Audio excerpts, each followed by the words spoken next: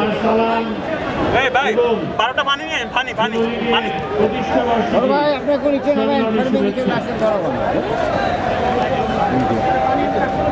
আপনারা অবগত আছেন যে 1972 সালের এই দিনে আমার বাবা শহীদ শেখ ফজলুল হক মনি,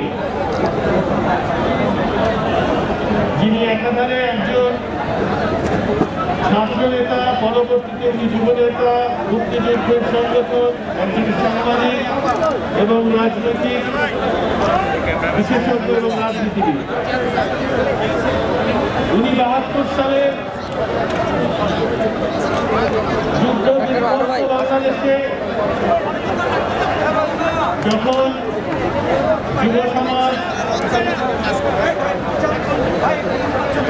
দিশেহারা এবং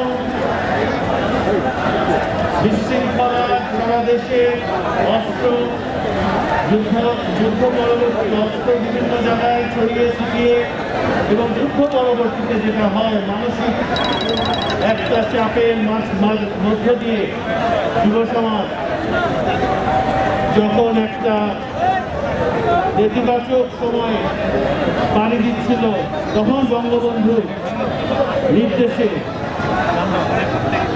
যুব সমাজকে বঙ্গবন্ধুর উন্নয়নমূলক কাজে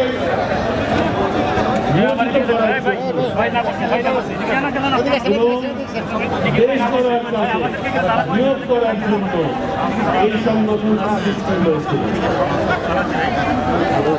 এই সংগঠনটি আজ 48 বছর পাড়ি দিয়েছে এবং অন্যান্য বক্তারা এসে বললেন এই সংগঠনটি একটি বৃহত্তর সংগঠনে রূপান্তরিত হয়েছে। এই উপমহাদেশে যুব সংগঠনগুলোর মধ্যে যুবলীগ সর্ববৃহৎ এবং অন্যতম শক্তিশালী একটি সংগঠন হিসাবে আবির্ভূত হয়েছে। আপনারা দেখেছেন আমরা প্রায় 5 দশক অতিক্রম করেছে এই যুবলীগ এবং বিভিন্ন দশকে বিভিন্ন বিবর্তনের মধ্য দিয়ে এই যুবলীগ আজকে এখানে এসে দাঁড়িয়ে। 70-এর দশকে এক ধরনের ক্রাইসিস, 80-র দশকে স্বৈরাচার বিরোধী আন্দোলন, 90-এর দশকে গণতন্ত্র উদ্ধার এবং গণতন্ত্র প্রাতিষ্ঠানিক রূপ দেওয়ার আন্দোলন এবং 20 শতাব্দী যে চ্যালেঞ্জ, সেই চ্যালেঞ্জ যুবলীগ মোকাবেলা করে যাচ্ছে।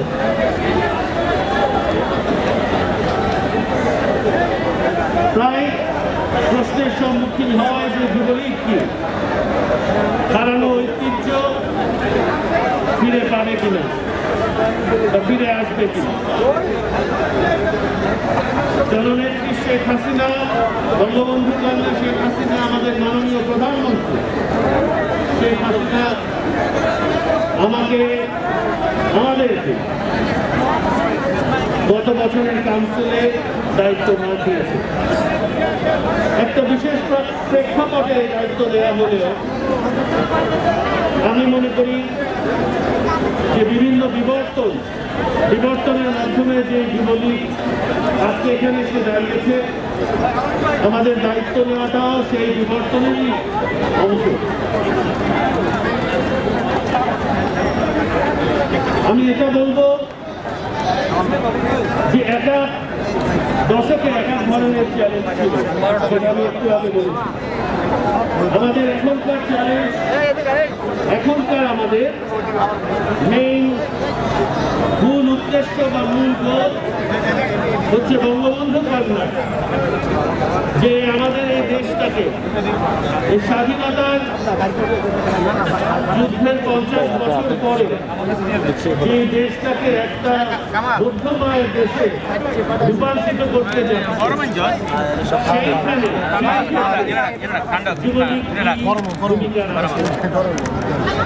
এটা আমাদের একটা আমরা যুবলীগ সেই সময় যেমন ৭২ সালে যেমন দেশ করার কাজে ভূমিকা রাখতে চেয়েছিল তেমনি আজকে বৌদ্ধ আয়ের এবং উন্নত দেশ হিসেবে বাংলাদেশ যেমন বঙ্গবন্ধু সামনে এই দশকে আবির্ভূত হবে, সেইখানে যুবলীগ কি রোল প্লে করতে পারে। আপনারা জানেন যে আমরা বর্তমানে একটা মহামারীর মধ্যে দিয়ে যাচ্ছি। এখানে আমাদের মেইন মূল আমাদের মূল উদ্দেশ্য, এখানে মূল প্রায়োরিটি ছিল মানুষের কাছে। আমরা রাজনীতির বেসিক প্রিন্সিপালে মূল নীতিতে চলে যেতে চাই।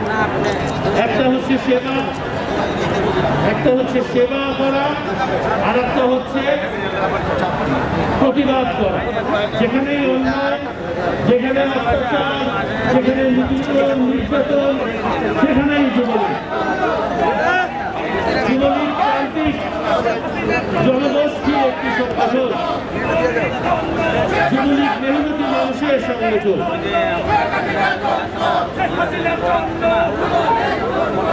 যুবলীগ কোন এলিট শ্রেণী রাজনৈতিক দল নয়। যুবলীগ হচ্ছে প্রান্তিক জনগোষ্ঠী মেহনতি মানুষের রাজনৈতিক সংগঠন। সেই জন্য এই যুবলীগ সর্বদাই সাধারণ মানুষের সাথে ছিল এবং ভবিষ্যতেও থাকবে। আপনারা জানতে চান, অনেকেই জানতে চায় সামনের যুবলীগ সম্বন্ধে, আগামী যুবলীগ সম্বন্ধে। আমার আগামী যুবলীগ হবে একটা মেধা সম্পন্ন সংগঠন। আগামী যুবলীগ হবে রাজনৈতিক এবং সাংগঠনিক ক্ষমতা সম্পন্ন যুবলীগ। আগামী যুবলীগ হবে বিভিন্ন পেশাজীবী সামাজিক শ্রেণীর যুবলীগ। আগামী যুবলীগ হবে শিক্ষিত সমাজ এবং সাধারণ মানুষকে নিয়ে সমন্বয়ে গঠিত একটা যুবলীগ। এই যুবলীগে অনুপ্রবেশকারীদের কোনো ঠাঁই নেই। এই যুবলীগে দুর্নীতিবাদদের কোনো ঠাঁই নেই। এই যুবলীগে কোনো ক্যাসিনোবাজ,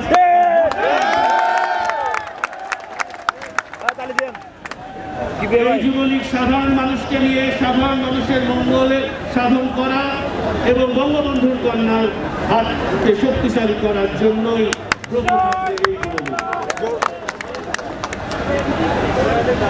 আপনারা, আমি আশা করব আপনারা আমাদের এই উদ্দেশ্য, এই যে গোল এবং লক্ষ্য নিয়ে আমরা কাজ করছি, আপনারা আমাদের এই কাজকে শক্তিশালী করবেন, সমর্থন দেবেন, সহযোগিতা করবেন।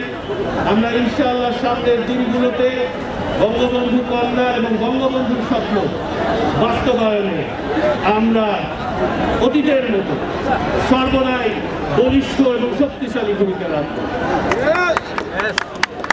আমি আজকে আর দীর্ঘায়িত করবো না। আপনাদের সবাইকে, যারা এই আয়োজনের পিছনে আছেন, এই আয়োজন করেছেন, সুন্দর মনোরম আয়োজন, সবাইকে আমি আমার ধন্যবাদ জানাই।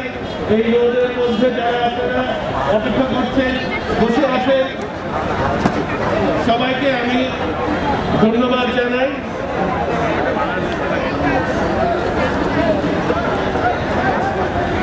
আমাদের সাংবাদিক বন্ধুরা জানতে চায় অনুপ্রবেশকারীরা ঢুকে ফেললে কি করা হবে। আমাদের একটা গঠনতন্ত্র আছে, আমাদের সামনে একটা কার্যপ্রণালীও তৈরি করা হবে। অনুপ্রবেশকারী বা কোনো দুষ্কৃতকারী যদি ঢুকে, আমি মনে করি সাংবাদিক ভাই বোনদের একটা ভূমিকা রয়েছে এখানে। তারা যদি আমাদের সামনে অভিযোগ, কোনো সুনির্দিষ্ট অভিযোগ প্রেরণ করতে পারে, পুলিশ প্রশাসন প্রশাসনিক ভাই বোনদেরও দায়িত্ব আছে, তারাও যদি সুনির্দিষ্ট অভিযোগ আমাদের কাছে প্রেরণ করতে পারে, আমরা তদন্ত সাপেক্ষে এবং কিছু কিছু ক্ষেত্রে আমরা অভিযোগ সাপেক্ষে আমরা ব্যবস্থা গ্রহণ করতে পারবো।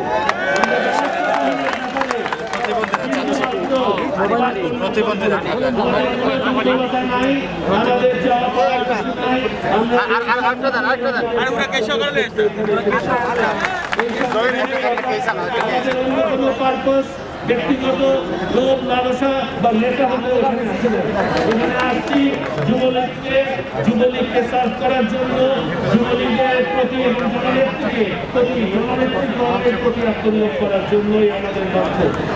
সুতরাং সেই লক্ষ্যে এই যুবলীগ আপনার এই ব্যাপারে কোনো সমস্যা নাই।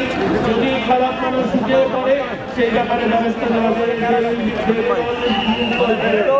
তো সেখানে আমরা সেই জিনিসটা সেই অনুযায়ী পরিস্থিতি অনুযায়ী মোকাবিলা করবো। আপনারা সাংবাদিক ভাইদেরকেও বলবো, আপনারা সততার সাথে আপনাদের দায়িত্ব পালন করবেন। কাউকে সাবোটাজ করার জন্য বা কাউকে ক্ষতি করার জন্য বা আপনারা প্রমাণ সাপেক্ষে অভিযোগ প্রেরণ করবেন এবং কেউ যেন ভিকটিম না হয়। আমরা যুবলীগ সবসময় ভিকটিমদের পক্ষে, আপনারা সেই দিকে আমি আমার বক্তব্য শেষ করব এবং সবাইকে ধন্যবাদ। জয় বাংলা, জয় বাংলাদেশ।